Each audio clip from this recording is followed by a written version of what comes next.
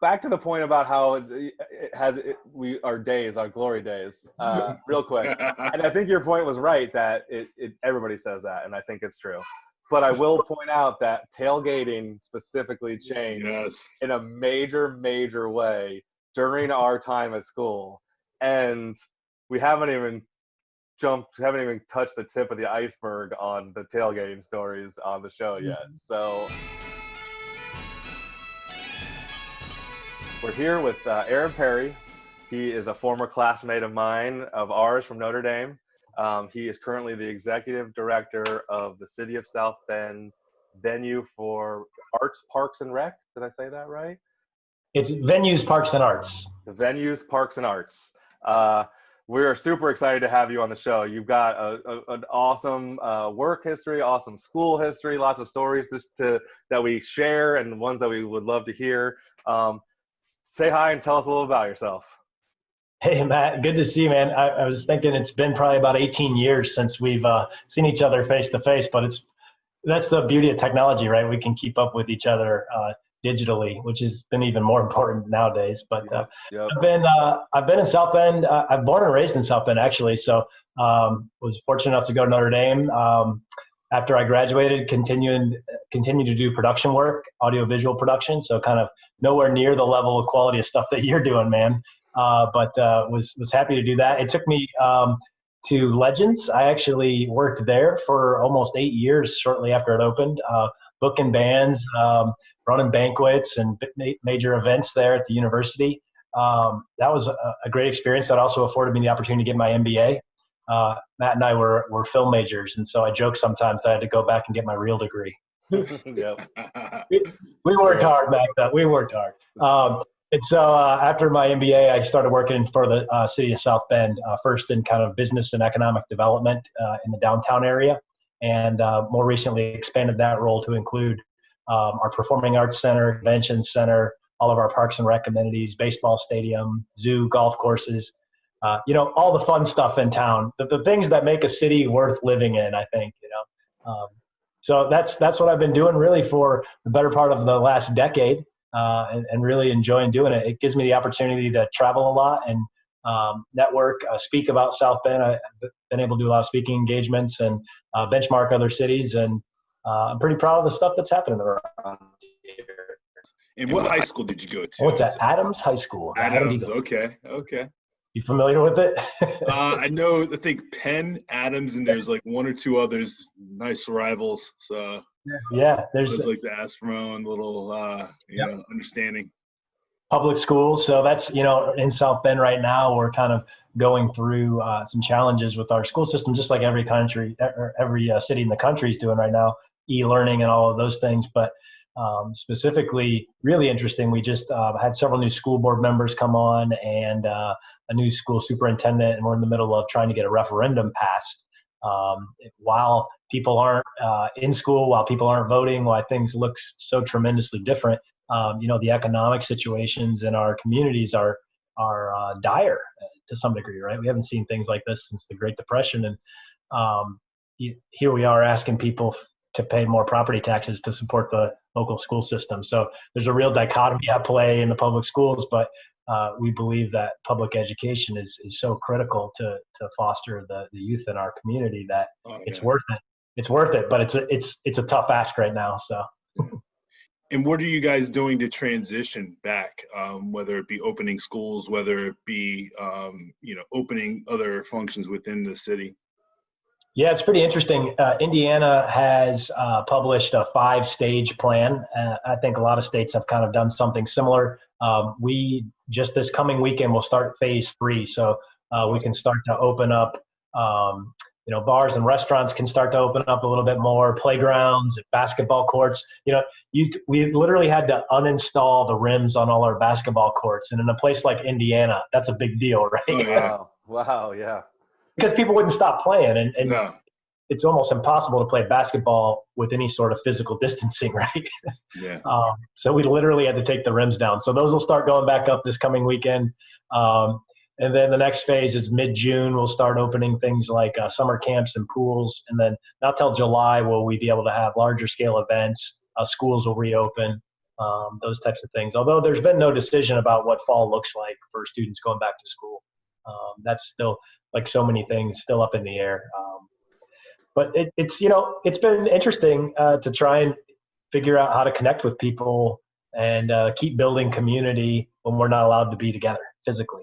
And I think you guys, are doing, this is a great example of somebody doing just that. Like, there's been new opportunities that probably wouldn't have manifested themselves had it not been for this virus. As bad as it is, some people have minor inconveniences, some people have major pains and heartaches, but anywhere in that range, there's been new discovery, and this is pretty neat. Proud of you guys for doing this podcast and what's coming, the good that'll come from it. Yeah, couldn't agree more, man. I mean, Thank you. Take these situations and be ready to improvise and make the best of it. And I think this network that we have together gives us a great opportunity, and we're blessed, and we owe it to do what we can, So, but Aaron, the work that you do is awesome. I mean, can you tell me about a couple of the projects that you're most proud of in your role? Yeah, one of my favorite ones was a few years back. We created the world's first, hang with me, the world's first interactive display of light over a body of water. So right in our downtown, there's something we call the Cascades. It's an old dam, and the water flows there. It's dark at night, kind of a dangerous area of the river walk. Back by the boat club, the former boat club. Is that not far from the former boat club? Nice. So we talk about we might have been the last great class. I think you said that, Trevor. Yep. Well, we were the last class to have the boat club. So. Bridget's boat club icon. You name it, we had it. Yeah, senior bar, right? Yep, senior bar. But nonetheless, yeah, it's right in that area. So kind of a dark and dangerous area, but the river is such an amazing asset for our community. It always has been since the minute we were founded, right? The Native American travel routes, the European trade, it powered big industry here, and it's now a great source of recreation and economic development, but it was kind of underutilized, and almost the river became, in some cities you hear about the other side of the tracks, right? The river almost became like a dividing line between the east side of town and the west side of town. And so we wanted to do something to kind of celebrate not only this important icon in our city's history, but kind of bring both sides of the river together. And so a lot of cities have done things like light their bridges, light their buildings, light rivers, I guess. But we wanted to do it in a really dynamic way that had kind of a social reason behind it. So it was twofold. One, we were celebrating our 150th anniversary as a city. So we wanted to kind of put our stake in the ground that, hey, we were turning a corner as a community. We have been through a hard time. 50 years ago, Studebaker Manufacturing closed, right? 20,000 people lose their jobs in South Bend all at once, overnight, right? And it just sent us into a downward spiral that we slowly had to crawl back from over the course of 50 years. So we wanted to use this moment, turn on these river lights to say, hey, we have turned the corner. But we also wanted to do something to unite both sides of the river. So instead of just an ornamental display of light, we've made it interactive. And so if you're on one side of the river, you can go up to these light towers that we have and do something like this. This is called a throw, okay?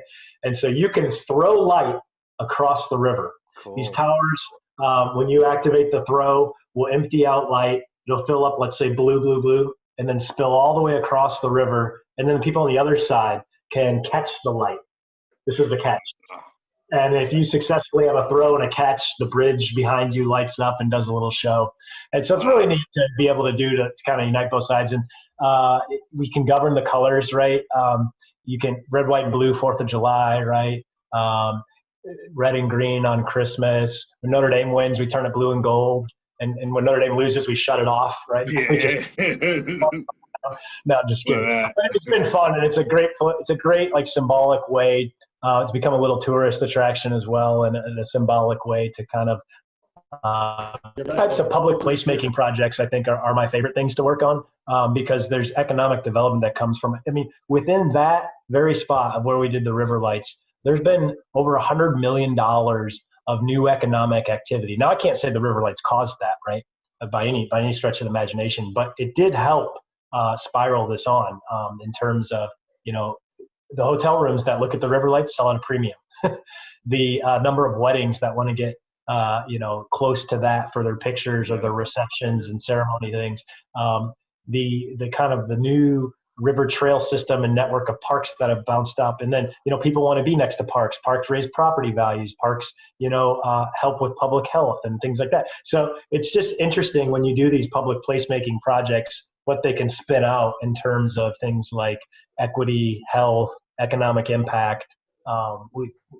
That's been the most exciting thing for me, that you can really have an extra several layers of impact beyond just maybe what some people would call ornamental value. So, well, that sounds like an amazing vision of what that would do to that spot and change the whole vibe of the area. What different options were you looking at, and what made you choose the river as the thing as the project to do instead of some other project? Yeah, well, so a couple things. Obviously, we're talking about history, right? I mentioned that the river had such an important part. It's actually our city's namesake. People, this is the southern bend of the St. Joseph River. Right. It actually flows south until it gets to South Bend, and then it flows north. One of the few rivers in the world that actually flows north and ends up in Lake Michigan. So there's your fun fact for the day. Nice. So it's been a huge part of our identity. So to take something as we're celebrating our 150th anniversary, like the river, and give it a new life, we called it Bringing the River to Light. Type thing. And so we wanted around this 150, I chaired the whole celebration. We had an awesome group of donors and volunteer committee folks from across the city that put on a year-long celebration. We wanted to do things that were, hands-on concerts and events and, all kinds of programs and things like that.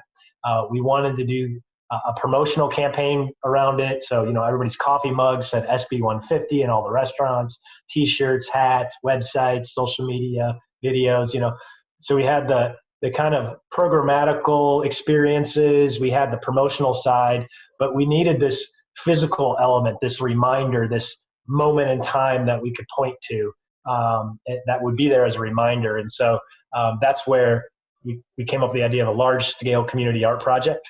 And the river was a natural fit, and the rest is history. We commissioned a lighting designer that's world renowned. His name's Rob Shakespeare, and again, I always tell people, even Disney World doesn't have interactive light over the water, so but South does. It was an original idea that you guys came up with for. Yep. Wow, awesome. That's amazing, man. That's really cool. It's awesome. It also kind of like it reminds me of spending some time in Southeast Asia. They celebrate, I think it's called Loy Krathong, and it's like they take candles and put them in these little floating devices and put them in the river, and they float down the river, and it's like kind of putting your bad thoughts and your stress and all that stuff and letting it go like kind of down the river or whatever. And it's intentionally or not, it sounds like it kind of harkens a little bit of that same feel, which is interesting because the basis of celebrating around the river, from one side of the world to the other side of the world, like there's a lot of similarities there. Yeah, exactly.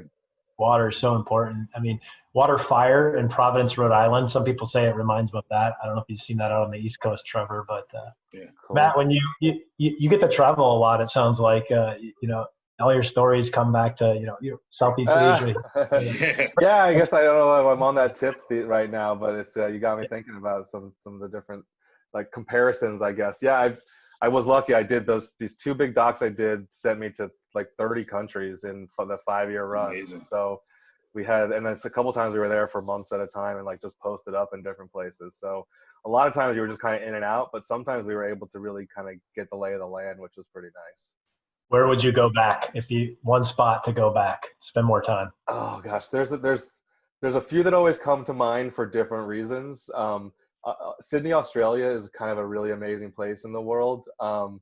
The way that the water runs around that city, you can kind of use the public transport. Someone who works in public yourself could probably appreciate I thought it was just beautiful how you could hop on these like water ferries, like it was like a bus, but on the water, and you could buy this like a very affordable pass for the day to go on train, ferry, or any public transportation. So you essentially get a pass around the city for the day, and it was just fun to kind of just get dumped off in different parts and just like get off the boat on whatever like bus stop or ferry stop. And but that place is kind of is like on the expensive side too. So like Thailand always comes up as one of my favorite places in the world. You've got the nicest people. You've got the land of smiles, and just as you can tell, I like to go places based on the food that's there, and Thailand is some of the best. I changed the way I eat.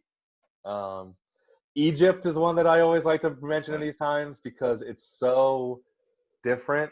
Like when you're talking about unique kind of places, Cuba is a really unique place because it's kind of like this time capsule and the uniquely influenced place that's now been kind of trapped in a time capsule. Egypt is like hustle and bustle. I mean, there's like nothing like driving in Egypt. I think India, maybe. Adam, you mentioned India. Like I've been told, I've not been to India. I've been told that the driving experience is equally nutty in India, but I like to describe my experience driving there we're on the highway. We had this is like there's 15 stories you could tell up to this point. You know, I had to talk to the Minister of the Interior to allow us into the country to film, and I had to bet the first production company told him not to let us in because we had changed production companies, and they were upset that we were going with the cheaper company, and they were trying to block us from filming there. And they were in with the Minister of the Interior. So this is actually on video. My friend, the DP, like secretly filmed me negotiating with the Minister of the Interior in like the. Wow. But we had to go. This is post Mubarak, but pre-military takeover. No, I guess the military took over right away. So, but like the new buildup, it was before the second big fall there, and so we were there in a very unique time as well. So maybe my experience is unique that way, but. Like we went to a military guarded place, like with like the barbed wire kind of like stuff you would see at the front line of like, you know, and you walk up with like gun turrets in the building and go to this crazy office and like beg this guy to let us to film. Anyway, we get in the car and we're driving, and you go on a highway and it's like probably 4 lanes, but it's like they're making it into an 8-lane street, and everybody's like this far away from each other, and they're all like going crazy. Like, and you look to the side, and I shit you not, there's a guy going backwards in reverse on the highway going 40. And we turn to our driver and we're like, what is, like, everybody's tripping out and like laughing and tripping out and freaking out. What is that guy doing? And the driver like nonchalantly is like, oh, he's just practicing his backwards, and just keeps on.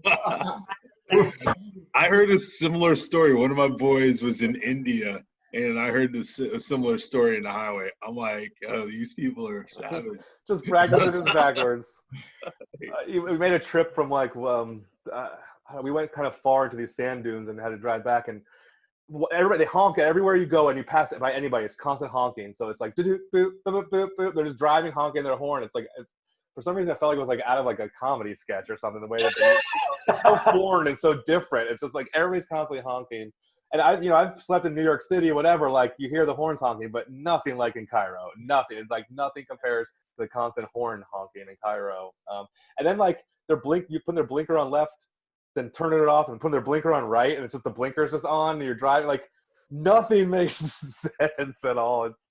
But there's a certain charm there that is like is just apparent. But there's a charmful kind of people. There was this feeling of like freedom of getting rid of the oppression. Like there was a real like independent kind of feeling there. Unfortunately, it was short-lived. And we actually were in Tahrir Square, and we like left the night that it actually went down the second night. But got out there just in time. Well, I'm making my travel list, so I love asking that question because all my travel's been like canceled lately. So yeah, I've been going back into the photos and posting random photos on Instagram. I'm like the worst Instagram user because nothing's current. It's all 10 years old. Like I was signed an NDA where I couldn't release it till the movie came out, and by the time the movie came out, like I had shot so many pictures, it's so hard to find anything. So occasionally I'll just like go on like a journey through my phone and like mass post 10 things on Instagram. I think I drive people crazy.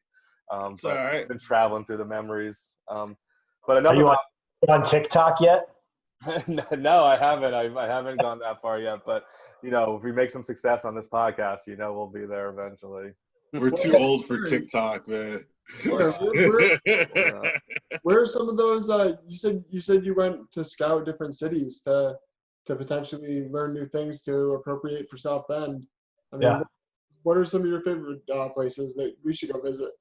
Oh my gosh! So I mean, I love to travel. So sometimes it's official city business. Sometimes I'm just benchmarking, I have so many, my phone, people will laugh if you were to scroll through my camera feed, because I'll be taking pictures of like sidewalks and trash cans and signs and planter beds and stuff like that. But Scouting. yeah, scouting. But one of my favorite trips was going to Saskatoon, Saskatchewan. Wow. So in January, like mid-January. Oh, so, man. like Negative as 40. north in Canada that you go before there's just like bears, And so we were building a new park. Actually, it was the city's first park that we were kind of rehabilitating and totally redeveloping. We wanted to make sure it was a 4-season park. It gets cold here in South Bend. You guys spent time here, right? And it gets dark here, right? The sun, we get they call it the perma cloud, right? And days, you wake up and it's dark, and you get off of work and it's dark, right? Right. I wanted to make sure that this park became something that, particularly in the non-summer months, was really usable and desirable and contributed to the economy in the neighborhood. And so, what better place to go than Saskatoon? Cool. So, Brilliant. those Canadians, they know how to use winter, and so it was so fun to just be up there, and I participated in some of the conference work that was happening there at the time too, and just listening to people about winter city mindsets and how you can design buildings to capture the sunlight and block the wind. How do you use colors to augment the otherwise gray sky? It was different games I learned that you can play. Just the fact that like everywhere I live, everywhere I visited in the U.S., when it's wintertime, they shut down their patios, right? Every bar, restaurant, they bring in the tables, they put them in storage. Not there. Extra heaters, fires, blankets. They call it the polar patio clubs, like all these things. So, cool. I mean, just it's still North America, right? But a totally different mindset that like they love winter more than they love summer, almost, it seemed like. And so I kid you not, it was bike to work week when I was there. In January in Saskatoon. It was like negative 40 Celsius. It's like Yeah. negative 60 wind chill, and it's like these people are biking. So it was a blast. God bless them. Hey, Aaron, what is it like? South. You've got Notre Dame, obviously, right there with you guys. What's it like, South Bend interacting with Notre Dame? Is that a tough thing to do? I mean, what's the partnership like between South Bend and Notre Dame? It's a great partnership, but it wasn't always that way. Growing up here, it was Notre Dame and it was South Bend, right? And they were totally separate. Never the two should meet. That has changed dramatically in the past 20 years. Notre Dame is investing in the community. They're helping lead the charge with kind of this whole spirit of regionalism, that this rising tide raises all boats type deal. What's good for Notre Dame is good for South Bend, and what's good for South Bend is good for Notre Dame. I mean, at the end of the day, South Bend is a community where every single one of those people live.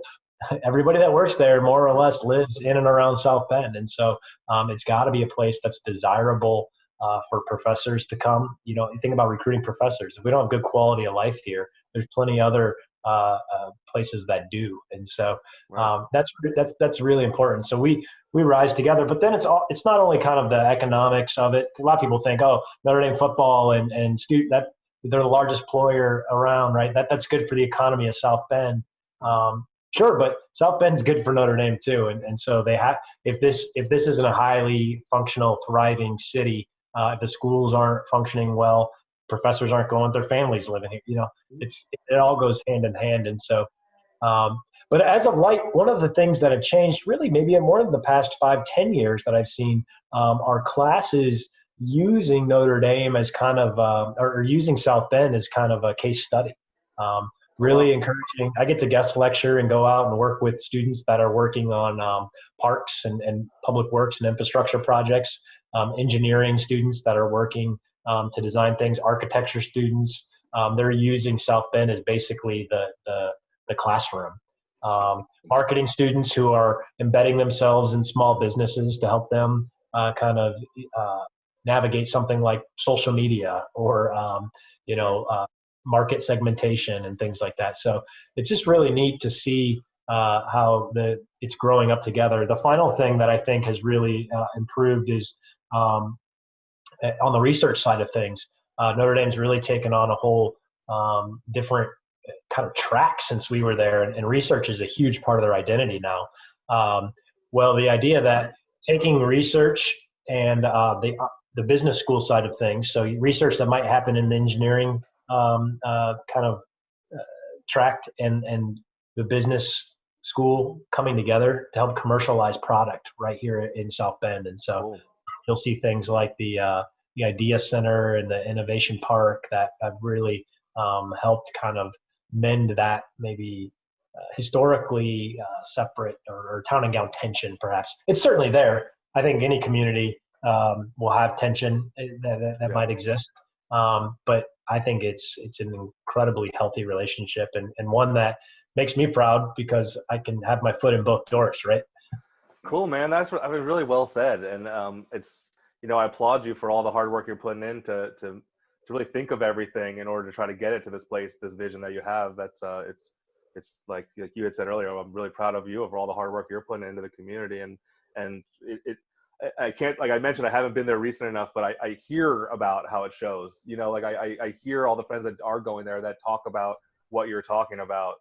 And so it's showing to the people and my friends and stuff that head there, which is really cool. We have a great team. I mean, not only city staff, but all the private partners, the public partnerships, the public entities, the schools, the hospitals. Notre Dame is really the tip of the spear of that too. So it's fun. I mean, you may have heard about our former mayor for the past 8 years, Pete Buttigieg, who actually made it pretty far in the presidential primaries. So we're proud of him. He was my boss. He appointed me to the position. So we've had just a great team, and it's fun. At one point in time, for somebody like me, success meant getting out of South Bend, right? Once you graduated, like, I can't believe you're really going to stay here. And I never thought this would necessarily be my course, but it's where I'm at. Luckily, I get to travel a lot, and here I am. How old am I? 40.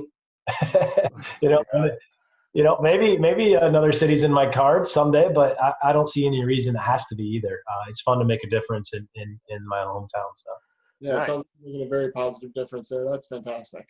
Yeah. And in your community, you mentioned, of course, doing a lot of really great positive work. Is there a cause or a charity that you would like, or you would like to bring up to call to attention to have our viewers go to support? Yeah, I think what we do a lot in venues, parks, and arts, there's a couple of things. I mentioned I spent a lot of time talking already about our public placemaking efforts, community art projects, parks, trails, those, and the impact that those have not only on the built environment, but on the environmental stewardship, in terms of the economic development and things like that. So we love support of all these placemaking projects, but we also do a ton of, cultural arts types things. Arts and humanities is big. We have a performing arts center, and then a lot of youth programming particularly towards underprivileged youth. And so we have a couple community centers that have all kinds of mentorship programs, youth employment programs, after school programs, athletic programs, you name it. We do it. And so we kind of get to touch a little bit of everything. So we have a foundation called the Venues, Parks, and Arts Foundation. I appreciate you asking. Awesome. And would love any support that can go to one of those 3 tracks. And we have a website set up for that as well. I'll share that with Matt. But great. Really, thanks for asking, Trevor. Yeah, Trevor, you read my mind. Didn't want to get too far without making sure we drove some, encourage some community involvement. So we'll make sure that we flash the URLs up on the screen when we get this thing out, and we can direct some of the traffic hopefully to contribute. Yeah, appreciate that. It's going to be tricky though as we come out of this, right? Things like I'm just starting to kind of put myself 6, 9, 12 months ahead of this as we really emerge from the virus, right? Because it's not going to be tomorrow. I think some people think, it's going to be tomorrow. This is going to be with us for a while. I think things like arts, humanities, public placemaking, youth programming, those types of things sometimes get construed as extracurricular, right? They can be if it was a school system, right? The core subjects are the ones that never get cut, but the extracurriculars are the ones that get cut. And I think there's going to be a temptation or kind of a thought process as governments are starting to rebuild and reopen that perhaps some of these extracurriculars are going to be the things that need to get shaved off. And I really think that would be a big mistake. I mean, these are the things that build community, that ensure the success of our youth, that really ensure this kind of social fabric that is so critical to emerging from something like a big crisis. So to throttle back on those things, public places, especially outdoor public spaces, we see how important those are right now in a time like this. Mm-hmm. We got to invest in those, and we can look to history. Now I'm getting my academic hat out. I'm sorry. No, don't worry. I love it. That's what the show's about bringing action. So the more knowledge, the better. Well, when we came out of the Great Depression, we came up with the WPA, right? And a lot of people think of WPA, FDR's, New Deal, and they think of infrastructure projects. And there were certainly lots of roads and bridges, but there were tons and tons of parks and trail systems that were added.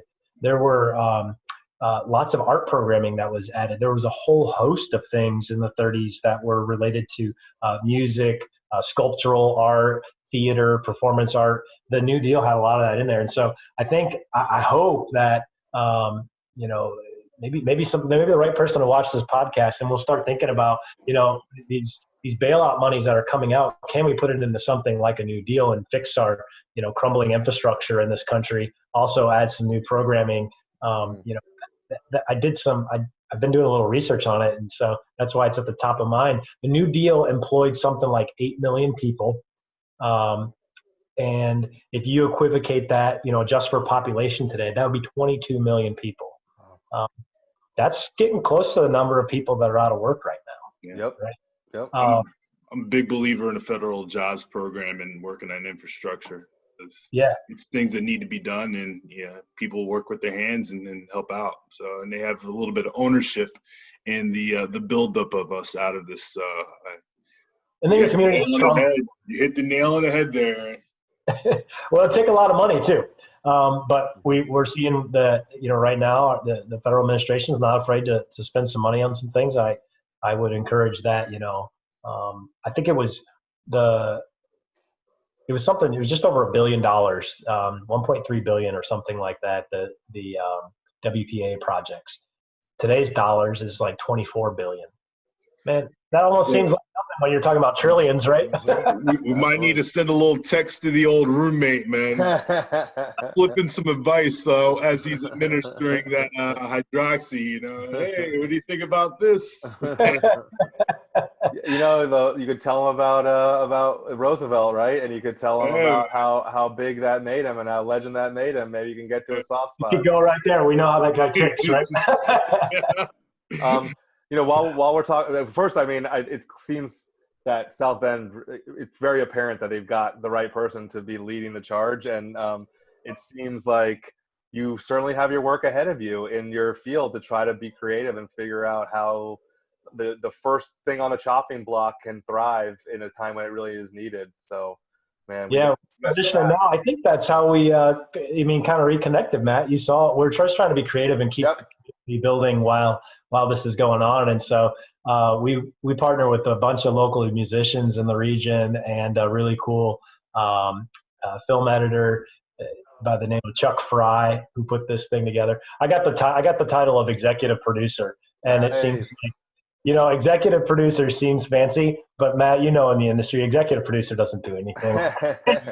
Hey, man, you're putting that fake degree to work, like you mentioned. You got the real degree. You got that one, actually. And hey, it sounds like a lot. You're putting your producing experience to work in a lot of these projects you're doing as well. I think the skills translate. And we're having fun doing it. So yeah, that was a fun video to make, and just continuing to try and build community and scratch that side of my brain too. So it's fun. That was a great video. We'll make sure that we post that link too, so people can check it out and see that cool music project that you put together. And it was really nice. It was just the message that you put there was very strong and very poignant and very powerful to remember to stick together right now and to try not to focus on only all the bad stuff and try to maybe shine some light on the unique ways that we're coming together during this time, domestically and internationally, hopefully, even with all the strife that we have. And while we're talking to politics, and you brought it up, I wanted to make sure to focus on you and not talk about your old bosses and stuff, but I would love to, since you did bring it up, ask you, What was it like working for Mayor Pete? It must have been some incredible learning experience. That guy proved that he knows what he's doing, I think, on the public stage. So you must have been really proud of that. And what was that like working with him, or, being in that family still to this day? Yeah, the guy's incredible. He's truly a genius, and it was a privilege to work for him for 8 years and collaborate with him on so many different things. And when I say he's a genius, I mean, Rhodes Scholar, right? Went to Harvard, Oxford, worked for McKinsey Consulting, speaks 7 languages. Maybe it's 8 now. I don't know. Like it's crazy. Like wow. He's a guitar player, concert quality pianist. Like one of the big events that I booked, I had Ben Folds come and play with our symphony orchestra. Mayor Pete got on stage and played with Ben Folds. Like my sister would lose her mind. That is her. Oh, it's so cool. It's so the guy's an American hero. He's a veteran. Yeah. We didn't even get to that part, right? I mean, he was an officer in the Navy, like an intelligence officer, like just an incredible guy. Very down to earth, though, too. Like, I mean, he's just Midwestern guy. You can go to dinner and have a beer and a scotch with him, right? Like, we've done that before, too. So, but my favorite part about Mayor Pete, the thing I respect most about him is he can sit in a boardroom in a meeting, and there could be 20 people in the room discussing a really pressing topic with dire, outcomes and divergent opinions across the room. And he could listen for 45 minutes. And when it gets to his time to talk, he'll do one of 2 things, sometimes both. One, within like 30 seconds, will summarize the topic so eloquently as if he had just written this beautiful speech. Everybody's point captured, boiled down to 30 seconds or a minute. He gets it. Wow.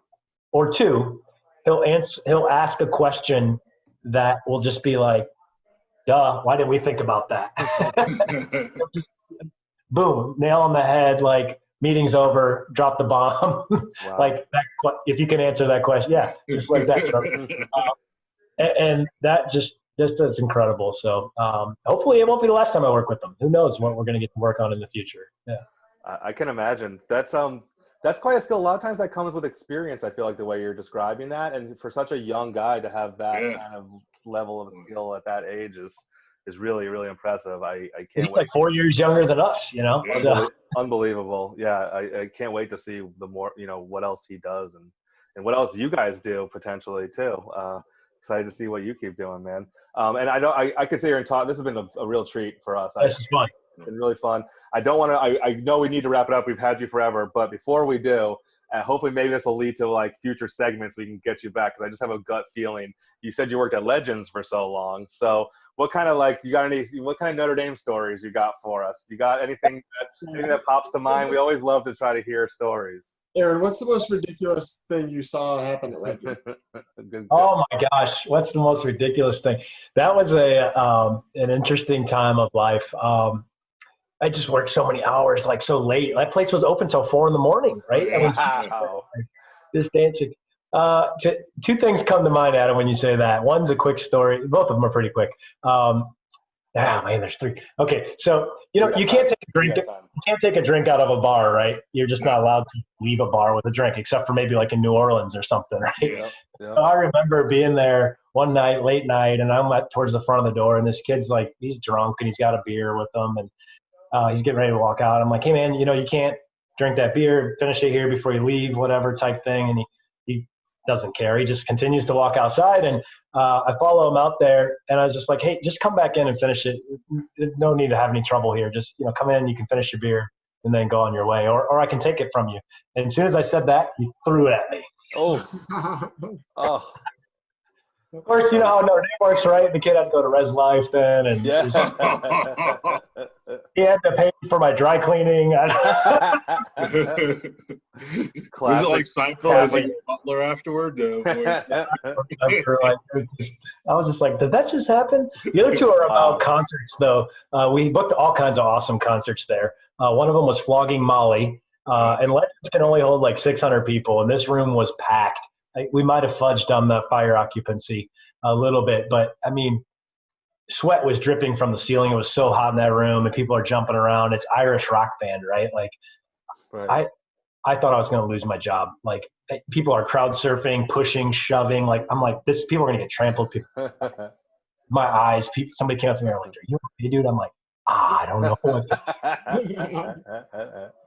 On the flip side, we had totally sounds different. Like a fun show. Sounds like a fun show. Sorry to interrupt you, but that sounds like an amazing show.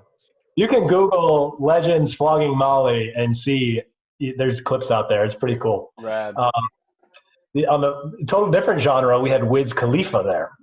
Nice. That's my style. Another one of those, I think I'm going to lose my dangerous. job. Yes. So we booked, I mean, we had everything, right? I mean, were you flexible with this green room use, or? Yeah, well, there were some stories about that too, but plenty of artists, right? I mean, we had, all major artists there, right, throughout the time. Just plenty of those stories. But Wiz Khalifa, he's got his shirt off. Every other word's a curse word, right? I'm like, I could see, like, Virgin Mary looking down at me from the golden dome. I'm like, lightning's going to hit. Okay, it doesn't stop Jesus there. Took a knee. Making a quick trip to the grotto after that one. So we get him out of there. Like, it's finally.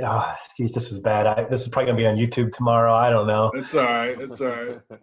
No, what was on YouTube the next day was his hotel room with a female Notre Dame undergrad, under 21. Oh, no. A music video that he just made that night called